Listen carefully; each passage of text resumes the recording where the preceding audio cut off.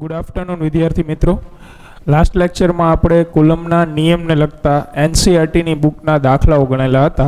आजे आपणे भणीशुं कूलमना नियमनुं सदिश स्वरूप, जे आपणे 11मा धोरणमां गुरुत्वाकर्षणनो नियम भणेला हता। पहेलो नियम एमां सदिश स्वरूप भणी गया हता। एवी ज रीते कूलमना नियमनुं सदिश स्वरूप एना विषे भणवानुं छे। बरोबर छे, तो शरू करीए। तो एमां सौथी पहली अने महत्वनी बाबत के बे विद्युत भारो वच्चे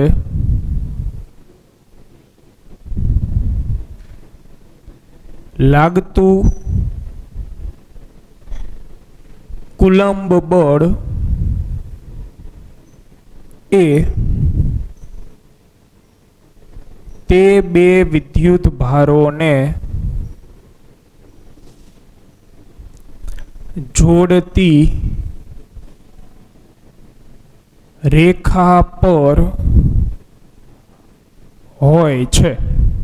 आ अत्यंत महत्वनी बाबत छे। बे विद्युत भारो वच्चे लागतुं कूलम्ब बळ तेमने जोड़ती रेखा उपर होय। दाखला तरीके उदाहरण आपूं तमने, तो अहींया धारो के 5 कूलम्ब विद्युत भार रहेलो छे અને અહીંયાથી અમુક અંતરે 2 કુલમ વિદ્યુત ભાર રહેલો છે। તો બંને સજાતીય હોવાથી અપાકર્ષણ થશે બંને વચ્ચે। અપાકર્ષણ થશે એટલે કઈ બાજુ જશે? બંને એકબીજાથી નજીક આવશે કે દૂર જશે? તો દૂર જવાના છે, એટલે આ વિદ્યુત ભાર આમ ખસે, આવડો આમ ખસે। બરોબર છે। એવી જ રીતે જો અહીંયા હું +5 કુલમ અને -2 કુલમ લઉં તો બે વિજાતીય વિદ્યુત ભારો છે। વિજાતીય છે એટલે એકબીજાથી ક્યાં આવશે? નજીક, આકર્ષણ બળના લીધે। એટલે આવડો આ વિદ્યુત ભાર આમ ખસે અને આ પણ આમ ખસે। તો આ જેટલા એરાઓ દેખાય છે એ બળની દિશા દર્શાવે છે। તો બળ જે છે એ બંને વિદ્યુત ભારોને જોડતી રેખા પર થયું। અહીંયા પણ બંને વિદ્યુત ભારોને જોડતી રેખા ઉપર જ થયું। તો દાખલાઓ ગણતી વખતે આનો આપણે અઢળક વખત ઉપયોગ કરીશું। બરોબર, એટલે આ મગજમાં ફિટ કરી નાખવું કે બે વિદ્યુત ભારો વચ્ચે લાગતું કુલમ્બ બળ તે બે વિદ્યુત ભારોને જોડતી રેખા ઉપર આવેલું હોય। પછી દૂર તરફ છે કે નજીક તરફ છે એ વિદ્યુત ભારોના પ્રકાર ઉપર આધાર રાખે। બરોબર છે, તો આને એક વખત મગજમાં શાંતિથી ફિટ કરી લેવું। છતાંય આપણે દાખલા ગણશું એટલે વધુ આઈડિયા આવશે આનો। બરોબર, ચાલ આગળ વધીએ।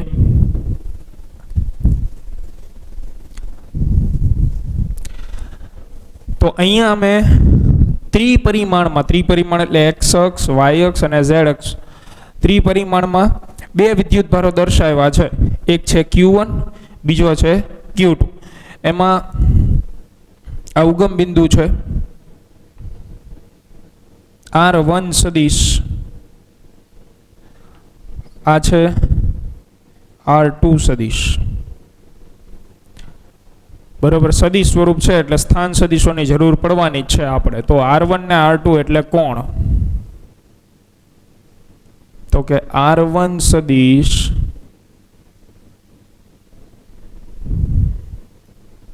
એટલે ઉગમ બિંદુની સાપેક્ષે Q1 વિદ્યુત ભારનો સ્થાન સદિશ, જ્યારે R2 સદિશ એટલે ઉગમ બિંદુની સાપેક્ષે Q2 વિદ્યુત ભારનો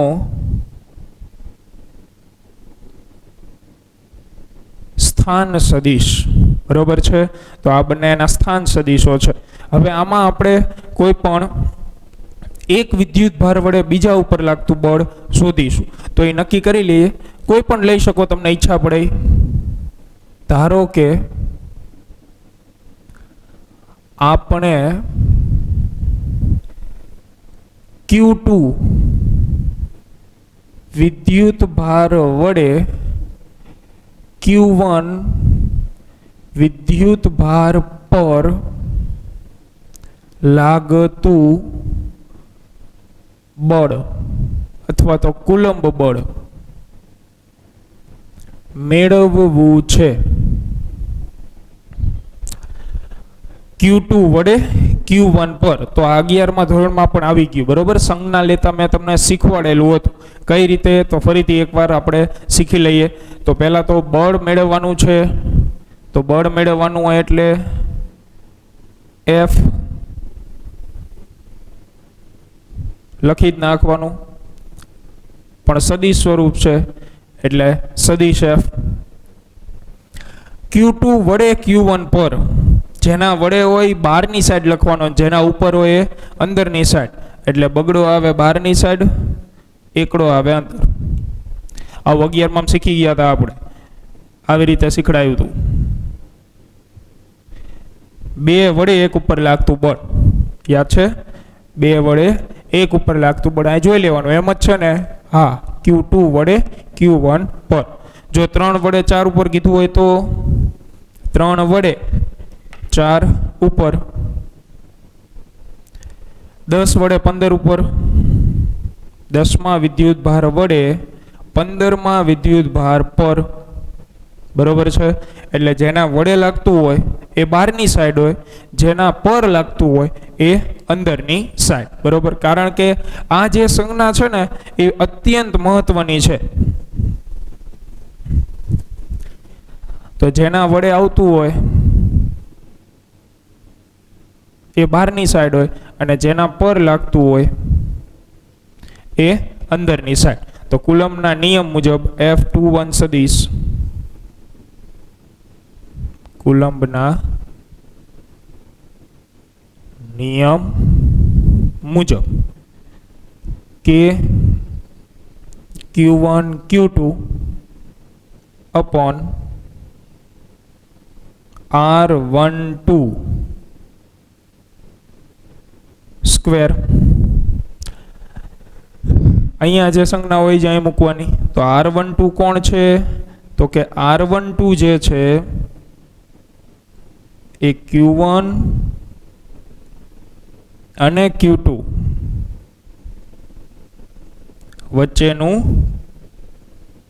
અંતર, બરોબર.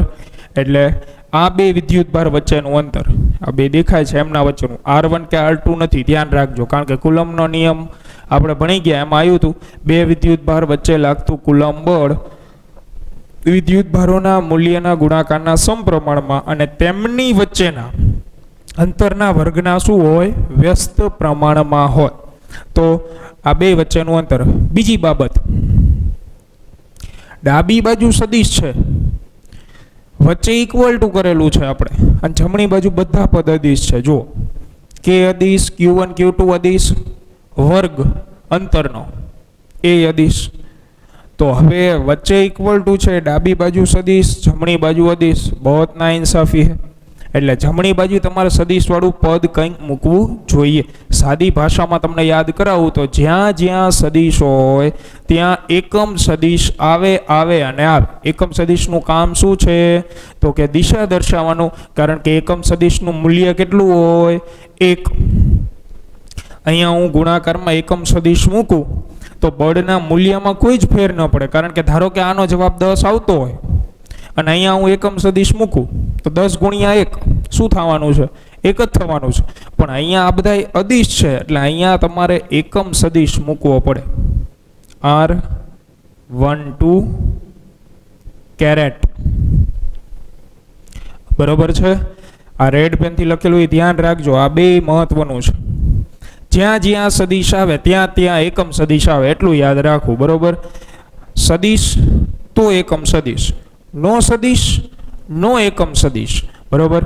તો આટલી બાબત શરૂઆતની થઈ. અહીંથી હવે આપણે એનું સાદું રૂપ ભણીશું આગળ, બરોબર.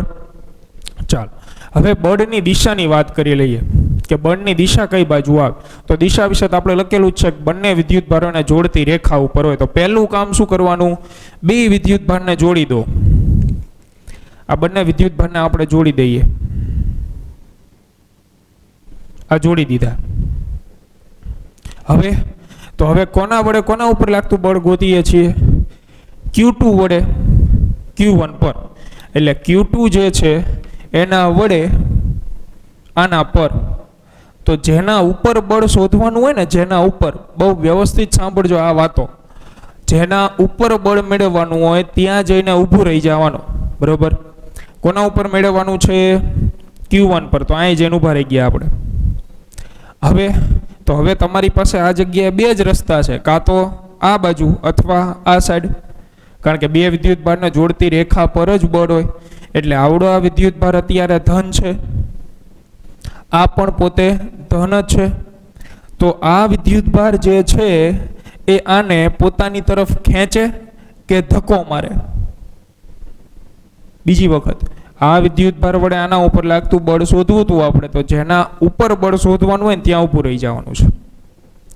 પછી વિચારવાનું કે સામેવાળો વિદ્યુત ભાર આ વિદ્યુત ભારને ખેંચશે કે ધક્કો મારશે? તો સજાતીય હોવાથી ધક્કો મારે, એટલે આ બાજુ આવશે.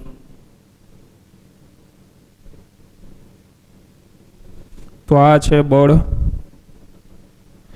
F12 સદિશ, અને આ બળની દિશા આ બાજુ છે, એટલે અહીંયા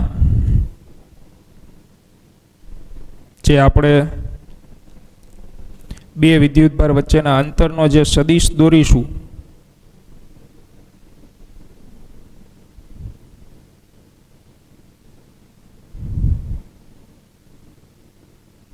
આ સદિશ આવશે આવડો, આ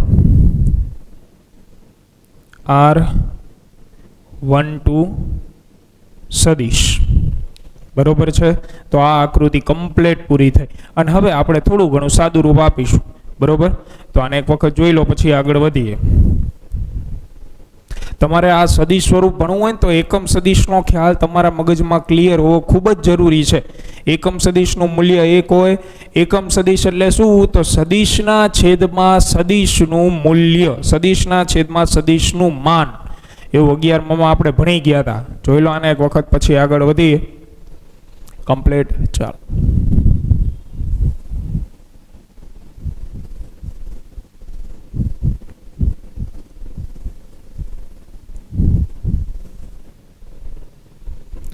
તો આનું સાદુરૂપ આપીએ હવે. F12 સદિશ equal to K Q1 Q2 upon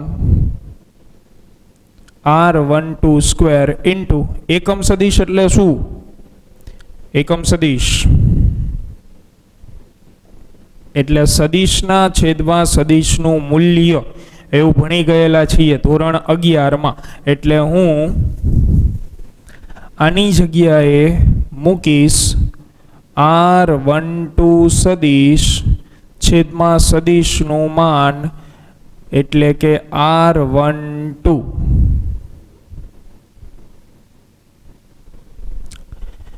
બરોબર. ચાલો, અહીંયા પણ મૂલ્ય છે, તો આ બંને ભેગા થઈ જશે, એટલે કે Q1 Q2 R12 નો ઘન ઇન્ટુ R12 સદિશ. આ છે F12. હજી આનું પણ સાદુરૂપ તમે આપી શકો. તો સદિશ સરવાળાનો ત્રિકોણનો નિયમ યાદ કરો, ધોરણ 11માં આવી ગયો. સદિશ સરવાળાનો ત્રિકોણનો નિયમ શું હતો? તો કે એક સદિશના શીર્ષ પર બીજા સદિશનું પૂછ મૂકવામાં આવે,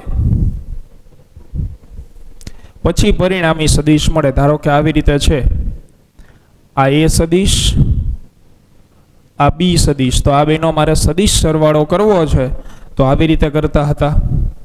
A સદિશ એનું શીર્ષ, B સદિશ એનું પૂછ. તો આને તમે કહી શકો પરિણામી સદિશ R, અને લખી શકાય કે R સદિશ ઇક્વલ ટુ A સદિશ વત્તા B સદિશ. બરોબર છે। તો આપણી આકૃતિમાં ત્રિકોણ તો બને જ છે। જુઓ આવી કંઈક કન્ડિશન તમારે આકૃતિમાંથી ગોતવાની છે। આવી કન્ડિશન એટલે એક સદિશનું શીર્ષ હોય અને બીજા સદિશનું શું હોવું જોઈએ? પૂછ હોવું જોઈએ। તો એવી કન્ડિશન કઈ જગ્યાએ જોવા મળી રહી છે તમને આપણી આકૃતિમાં મિત્રો? તો આ જગ્યાએ જુઓ છે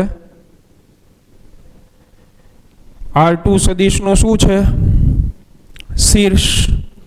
R12 સદિશનું શું છે? પૂછ। એટલે આ બેનો જો હું સરવાળો કરું તો આ પરિણામી સદિશ થાય। અહીંયા એવું જ હતું, શીર્ષ અને પૂછવાળા બે સદિશનો તમે સરવાળો કરો એટલે પરિણામી સદિશ શું મળે? R મળે। તો અહીંયા પણ એવું જ છે ને। એટલે આકૃતિ પરથી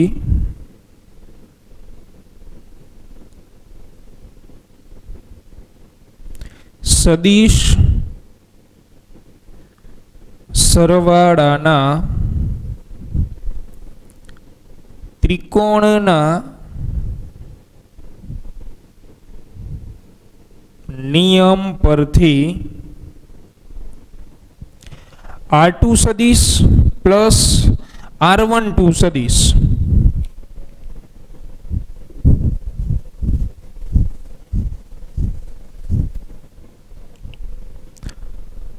R2 સદિશ પ્લસ R12 સદિશ ઇક્વલ ટુ R1 સદિશ। આ રહ્યો એ પરિણામી થાય। તો હવે આના સામેની સાઈડ લઈ જાઓ। તેથી R12 સદિશ equal to R1 minus R2। તો એ જે મૂલ્ય છે પદ છે એ અહીંયા મૂકી દો એટલે F12 સદિશ equal to KQ1 Q2 upon R12 એનો ઘન કૌંસમાં R1 સદિશ માઇનસ R2 સદિશ। આ કુલમના નિયમનું સદિશ સ્વરૂપ।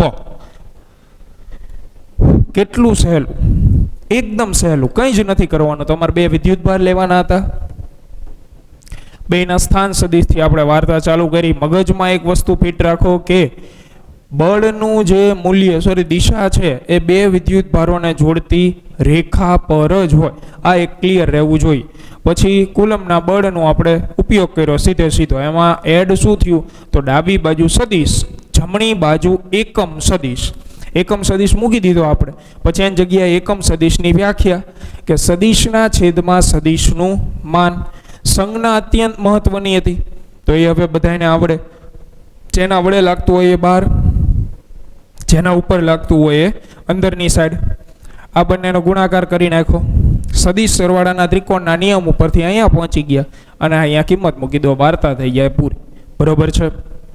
હજી આગળ આ પ્રશ્ન બીજી રીતે પણ પૂછાઈ શકે તો એ આપણે કમ્પ્લીટ કરીએ। અહીંયા જો તમને Q2 વડે Q1 ઉપર કીધું હતું, હવે આપણે Q1 વડે Q2 ઉપર લાગતું બળ મેળવવું હોય તો શું થાય? આ પૂરું કરી નાખો અહીંથી, પછી હજી કન્ટિન્યુ કરીએ આપણે।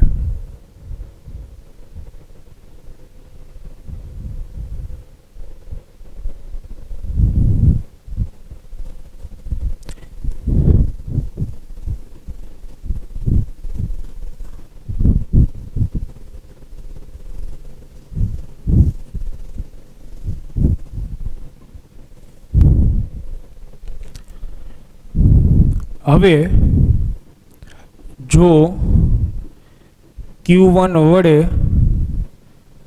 Q2 પર લાગતું કુલંબ બળ મેળવવું હોય તો શું ફેરફાર આવે? તો સૌથી પહેલા તો સંજ્ઞા ચેન્જ। F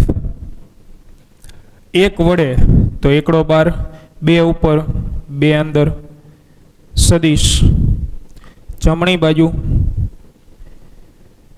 KQ1 Q2 છેદમાં R21 નો સ્ક્વેર અને અહીંયા થઈ જશે R21 કેરેટ. તો પછી કેરેટની જગ્યાએ તમે મૂકશો સદિશના છેદમાં સદિશનું માન F21 સદિશ KQ1 Q2 છેદમાં R21 સ્ક્વેર ઇન્ટુ R21 સદિશ છેદમાં R21 આ બે ભેગા થઈ જશે KQ1 Q2 છેદમાં R21 નો ઘન. અહીંયા આવશે R21 સદિશ. તો ઓલામાં R12 હતું, 12 હતું એટલે શું કરતા હતા? R1 માઇનસ R2 એ શોર્ટકટ છે. R12 હોય ને એટલે આપણને આવું મળ્યું હતું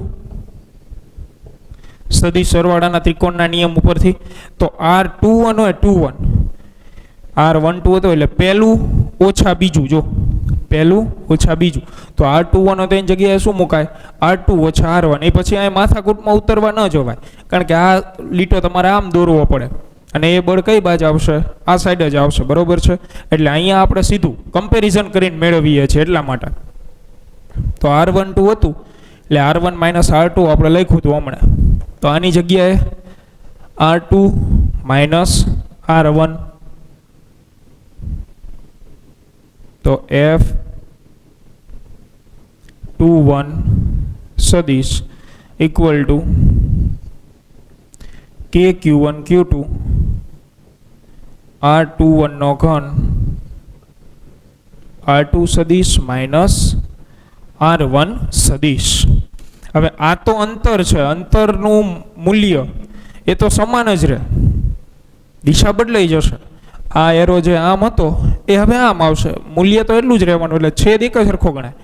R12 કો કે R21 કો જો ઉપર સદિશ ન હોય તો બંને એક જ સરખા ગણી શકાય આ જગ્યાએ. એટલે આ આખે આખું પદ એક જ સરખું છે, પણ આમાંથી જો તમે માઇનસ કોમન કાઢી નાખો તો એ એક્ઝેક્ટલી F21 સદિશ, આમાંથી જો હું માઇનસ નિશાની કોમન કાઢી નાખું બહાર આવતી રહે તો આ ફરી જશે, એટલે માઇનસ KQ1 Q2 R21 નો ઘન R1 માઇનસ R2.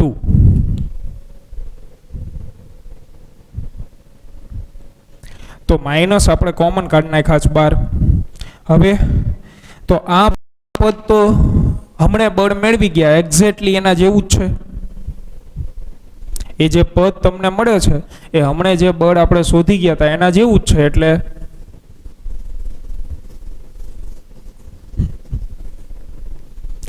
F21 સદિશ ઇક્વલ ટુ શું આપણને મળે છે? તો કે માઇનસ F12 સદિશ. આની જગ્યાએ તો તમે F12 મૂકી શકો, કારણ કે આવડું આ જે છે એ તો મૂલ્ય છે, મૂલ્ય તો સમાન જ હોય. તો એનો મિનિંગ કુલમનો નિયમ જે છે એ ન્યૂટનનો ત્રીજો નિયમ પાડે છે. એક વિદ્યુત ભાર વડે બીજા પર જેટલું બળ લાગે એટલું જ બળ બીજા વિદ્યુત ભાર વડે પહેલા ઉપર વિરુદ્ધ દિશામાં લાગે, એટલે આ બળ આમ આવે.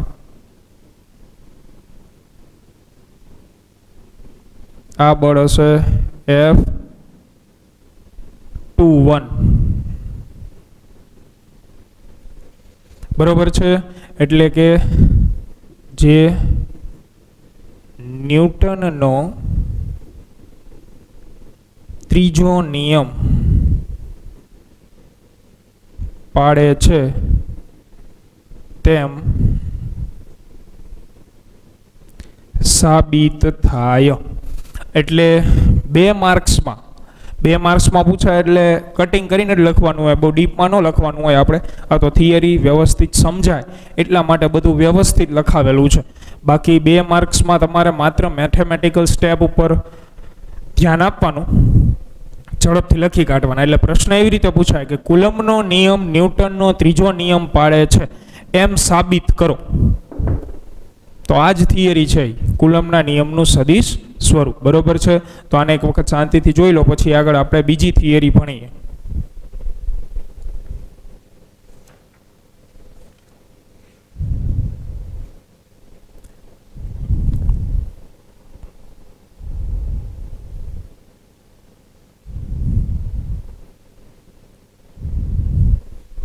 ચાલો આગળ વધીએ.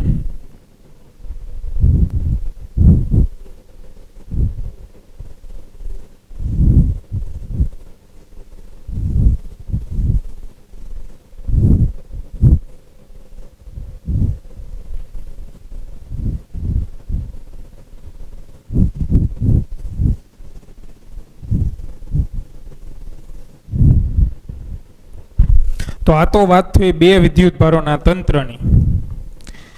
2 કરતાં વધારે વિદ્યુતભારો હોય તો શું? તો એના માટે છે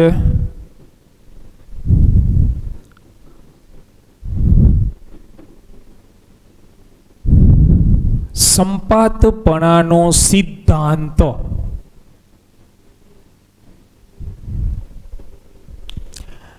બે કરતાં વધારે વિદ્યુતભાર હોય અને કોઈ એક વિદ્યુતભાર પર લાગતું બળ આપણે મેળવવું તો શું કરવાનું?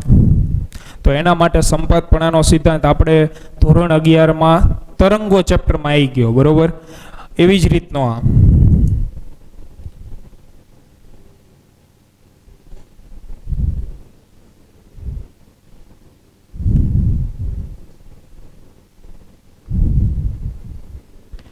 તો એક યામાક્સ પદ્ધતિ ધ્યાનમાં લીધી.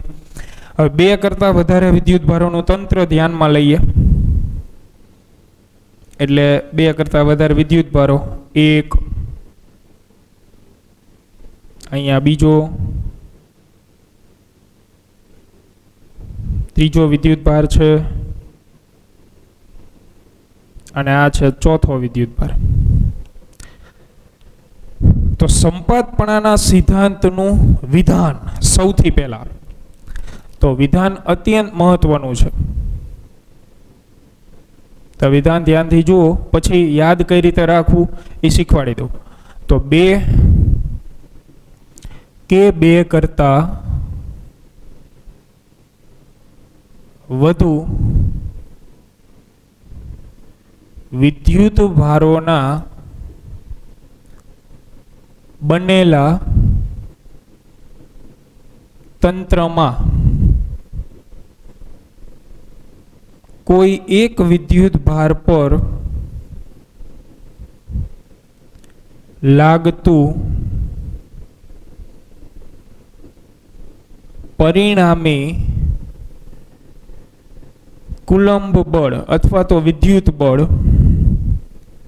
એ દરેક વિદ્યુતભારો વડે લાગતા સ્વતંત્ર કુલંબ બળોના સદિશ સરવાળા જેટલું હોય છે. આ છે સંપાતપણાના સિદ્ધાંતનું વિધાન.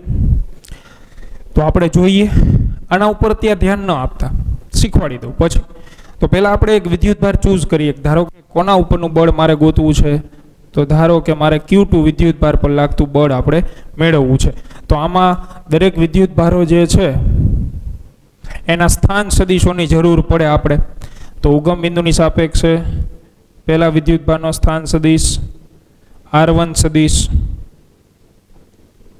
બીજા વિદ્યુતભારનો R2 સદિશ, ત્રીજા વિદ્યુતભારનો R3 સદિશ અને ચોથા વિદ્યુતભારનો R4 સદિશ. એટલે કે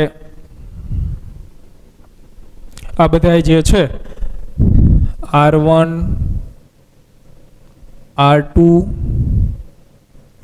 R3 અને R4 એ અનુક્રમે Q1 થી Q4 સુધીના વિદ્યુત ભારોના ઉગમ બિંદુની સાપેક્ષે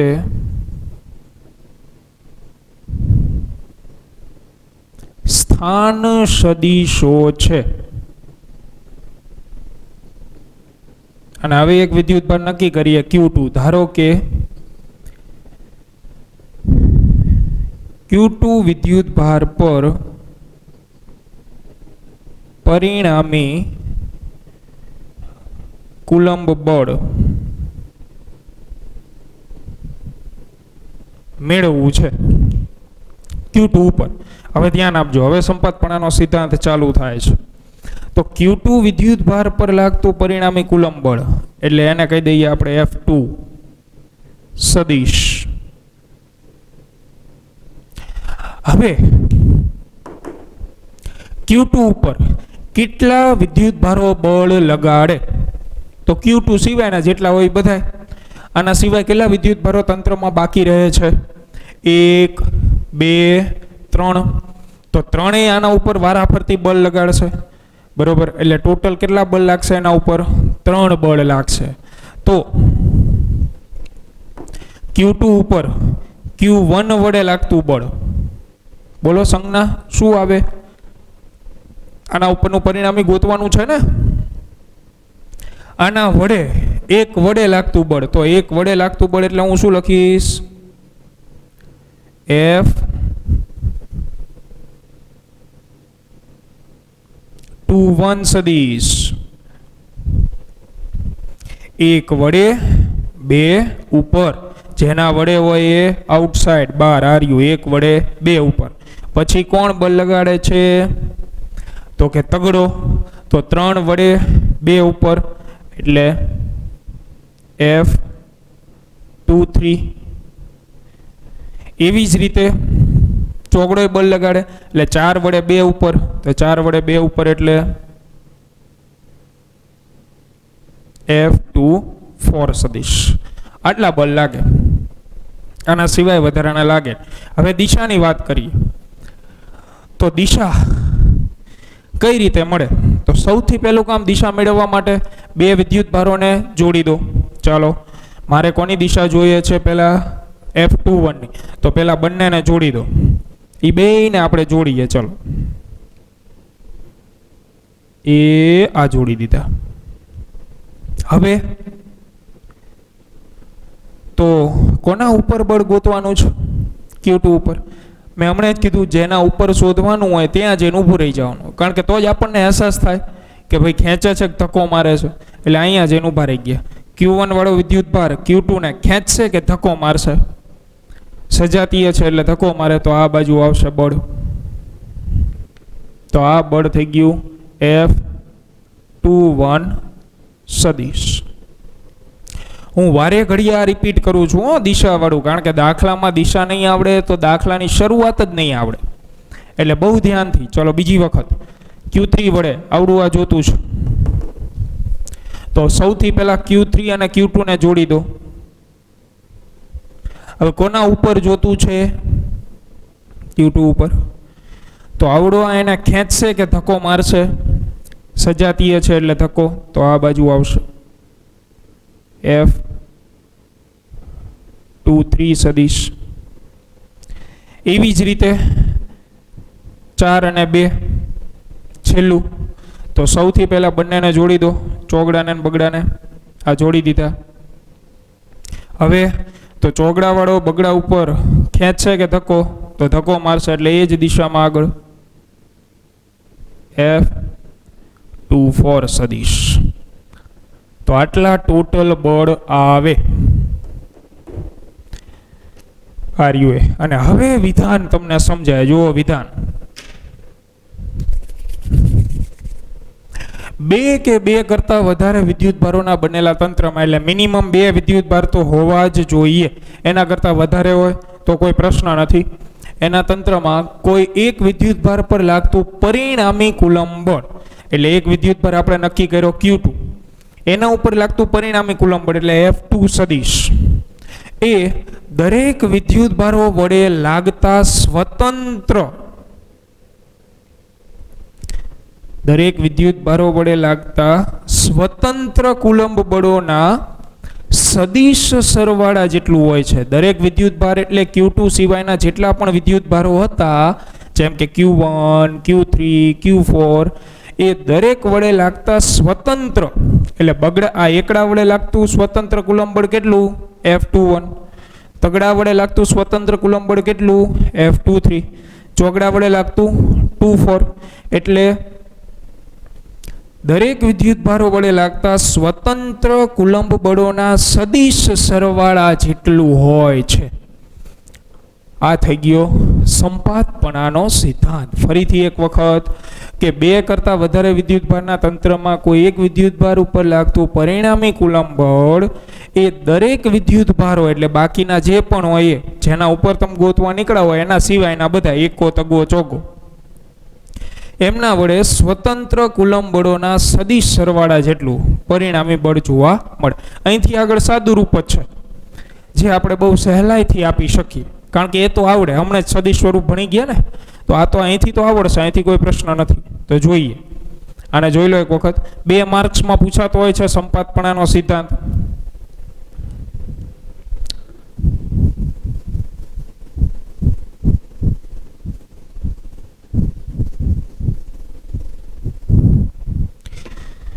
અહીંયાથી F2 સદિશ ઇક્વલ ટુ આની જગ્યાએ KQ1 Q2 અપોન R21 એનો ઘન અને R21 સદિશ. સદિશ સ્વરૂપ આ લેક્ચરમાં હમણાં જ ભણી ગયા આપણે. અહીંયા જે સંજ્ઞા આવતી હોય આ જગ્યાએ એ પ્રમાણેની સંજ્ઞા લેવાની, છેદમાં અંતરનો ઘન. અહીંયા શું આવશે તો કે સદિશ. ચલો, એના પછી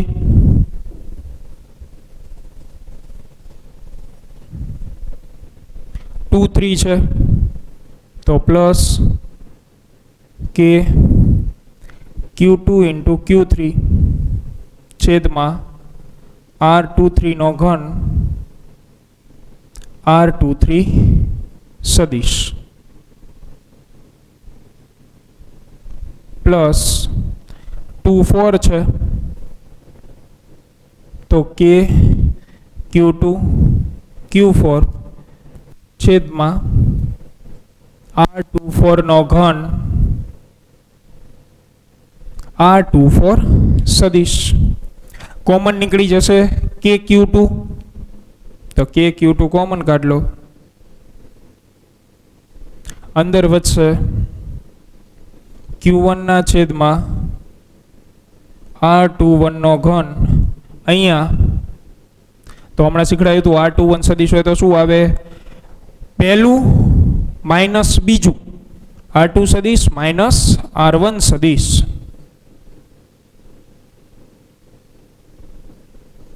આની જગ્યા મૂકેલ છે.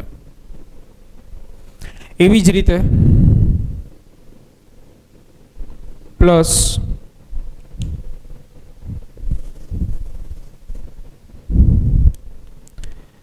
અહીંયા વધશે Q3 છેદમાં R23 નો ઘન R2 સદિશ માઇનસ R3 સદિશ પ્લસ છેલ્લું પદ તો ત્યાં આવશે Q4 છેદમાં R24 નો ઘન R2 સદિશ માઇનસ R4 સદિશ. તો આ થઈ ગયું સંપાતપણાનું સિદ્ધાંત સંપૂર્ણપણે પૂર્ણ. અહીંથી અમુક બુકમાં જનરલ સ્વરૂપ લખેલું છે એમને.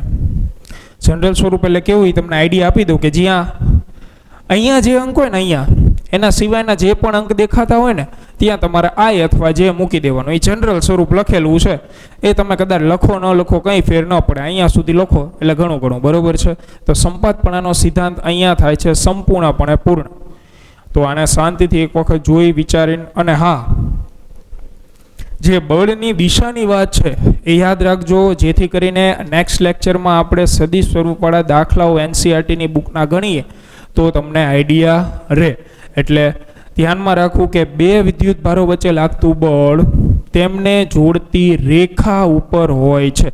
તો પહેલું કામ બેને જોડવાનું કરવાનું, અને પછી વિચારવાનું કે આકર્ષી પ્રકારનું છે કે અપાકર્ષી પ્રકારનું છે. બરોબર છે. તો આ સંપાતપણાનો સિદ્ધાંત પૂરો, કુલમના બળનું સદિશ સ્વરૂપ પણ પૂર્ણ.